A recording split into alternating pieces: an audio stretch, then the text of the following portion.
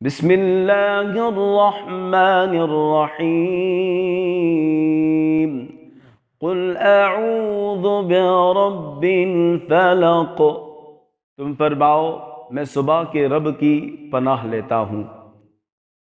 ناظرین، اب اس آیت کریمہ کا لفظی ترجمہ یہ ہے، لفظ قل کے معنی تم کہو، اعوذ کے معنی ہے میں پناہ لیتا ہوں، برب الفلق صبح کے رب کی۔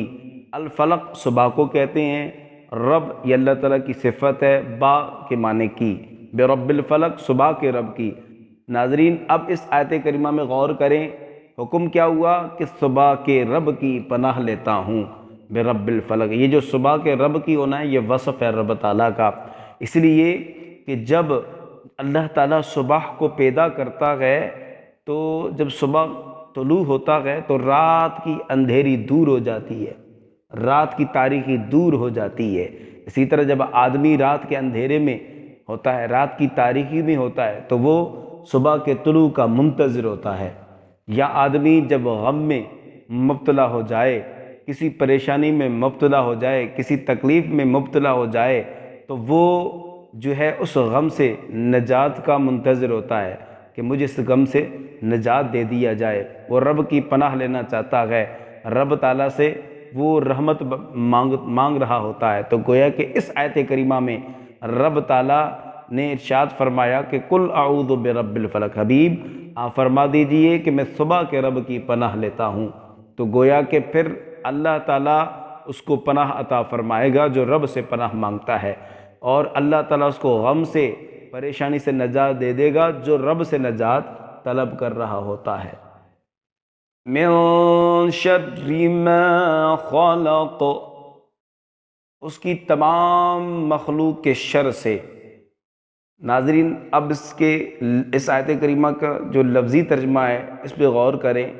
من شر، اس مخلوق کے شر سے، ما جو، خلق اس نے پیدا کیا۔ اب یہاں جو ہے اس آیت کریمہ کی جو تفسیر ہے، من شر ما خلق، اللہ تعالیٰ کی جو ہے تمام مخلوق کے شر سے اے اللہ میں تیری پناہ مانگتا ہوں۔ اللہ کی مخلوق جو بھی ہے، خواہ وہ جو ہے جاندار ہو اور غیر جاندار ہو، اور مکلف ہو غیر مکلف ہو، تو لہٰذا اس سے آدمی تمام مخلوق، مرئیہ مخلوق غیر مرئیہ مخلوق، ان تمام کی شر سے، تکلیف سے، بدی سے اللہ کی پناہ میں آ جاتا ہے۔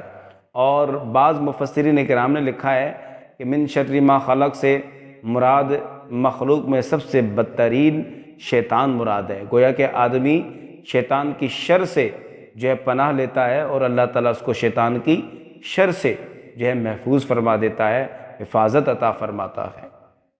وَمِن شَرِّ غَاسِقٍ إِذَا وَقَبَ، سخت اندھیری رات کے شر سے جب وہ چھپ جائے۔ ناظرین، اس آیت کریمہ کا لفظی ترجمہ سنیں۔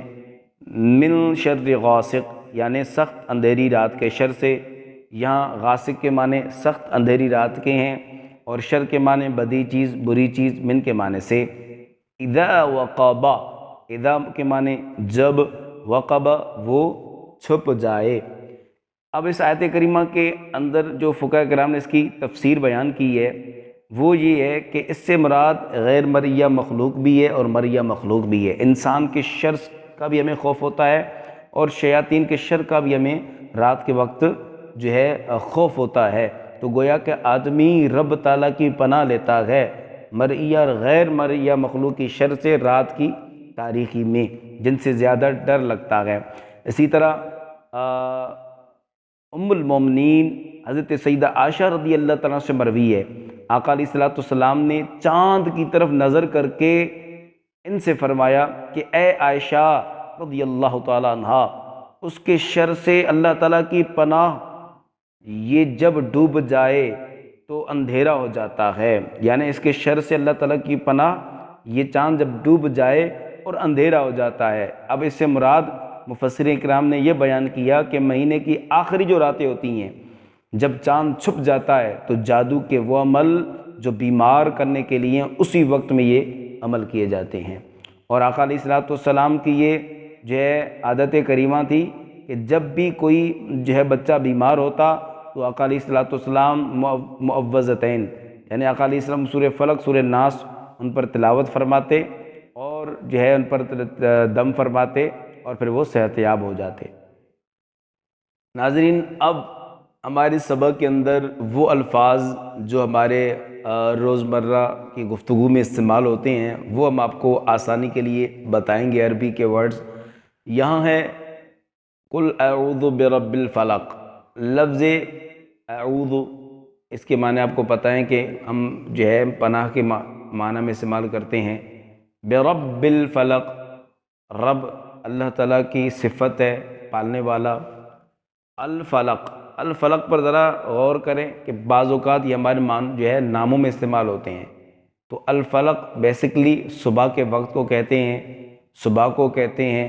الفلق ہم بعض اوقات نام بھی رکھتے ہیں، تو یہ جو ہے بعض اوقات ناموں میں ہی یہ لفظ استعمال ہوتا ہے۔ من شر ما خلق، خلق سے مراد مخلوق ہے اللہ تعالیٰ کی، جو بھی مخلوق ہے تمام مخلوق، تو لہٰذا یہاں تمام مخلوق کے شر سے پناہ مانگ گئی ہے، خواہ وہ حشرات الارض ہوں، زمین میں رہنے والی جو ہے جانور ہوں، سانپ ہے، بچھو ہے، ہر طرح کے جو ہے جو کیڑے مکوڑے جو اذیت پہنچانے والے موذی جانور ہیں ان سے پناہ لی گئی ہے۔ تو خلق سے مراد اللہ تعالیٰ کی مخلوق ہے۔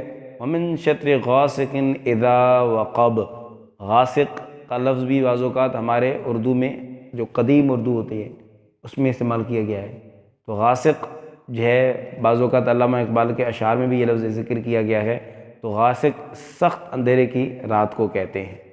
شر غاسق اذا وقب، یہاں لفظ شر جو ہے بدی کی چیز میں استعمال ہوتا ہے کہ اللہ تعالیٰ فلاں آدمی کے شر سے مجھے محفوظ فرمائے، یعنی شر ایک بدی کو کہتے ہیں، ناپسندیدہ جو ہے اخلاق کو کہتے ہیں۔ غاسق جو ہے غسق ہو جانا، غاسق ہونا، یہ جو ہے بعض اوقات علامہ اقبال کے اشعار میں بھی یہ لفظ استعمال کیا جاتا ہے، بہت قدیم اردو ہے۔ تو لہٰذا غاسق کے مطلب ہوتے ہیں سخت اندھیری کی رات۔